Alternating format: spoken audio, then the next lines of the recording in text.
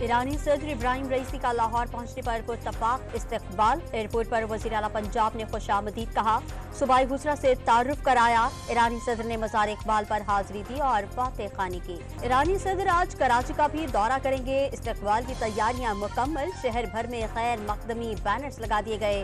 تمام سرکاری دفاتر، تعلیمی ادارے بند رہیں گے۔ ایئرپورٹ سے PIDC تک شارع فیصل کے دونوں ٹریک دوپہر 3 سے شام 5 بجے تک بند رکھے جائیں گے۔ ٹریفک پلان میں شامل کچھ سڑکوں کو بند کر دیا گیا۔ ایم اے جناح روڈ سے صدر کی طرف جانے والے روڈ اور گلیوں میں کنٹینر لگا دیے گئے۔ شاہراہ قائدین سے نمائش جانے والا روڈ بھی بند کر دیا گیا۔ ملکی زرعی مبادلہ کے ذخائر میں اضافہ ہو گیا، جون تک 9 سے 10 ارب ڈالر تک پہنچ جائیں گے۔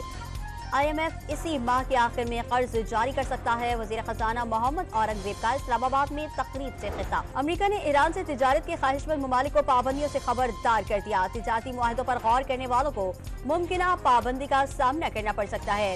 امریکہ پاکستان کے سب سے بڑے سرمایہ کاروں میں سے ایک ہے۔ پاکستان کی اقتصادی کامیابی دونوں ممالک کے مفاد میں ہے۔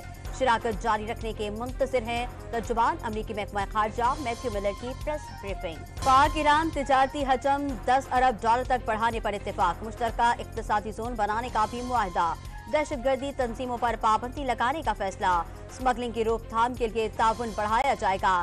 سرحدی مارکیٹیں جلد فعال ہوں گی، پاکستانی زائرین کو سہولیات ملیں گی۔ 6 ججز کے خط پر چیف جسٹس اسلام آباد ہائی کورٹ نے فل کورٹ اجلاس طلب کر لیا۔ اجلاس آج دوپہر 2:30 بجے ہوگا۔ ڈسٹرکٹ کورٹ راولپنڈی میں تھانہ سٹی میں بانی PTI کی بہن علیمہ خان کے خلاف درج مقدمے کی سماعت، عدالت نے دلائل سننے کے بعد فیصلہ محفوظ کر لیا۔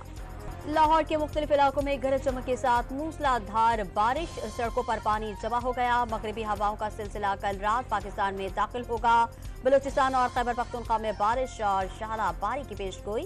سندھ میں جمعرات اور جمعے کو آندھی چلنے اور ہلکی بارش کا امکان۔ اور پاکستان اسٹاک ایکسچینج میں تیزی کا رجحان، 100 انڈیکس 71,800 پوائنٹس کی ریکارڈ سطح عبور کر گیا۔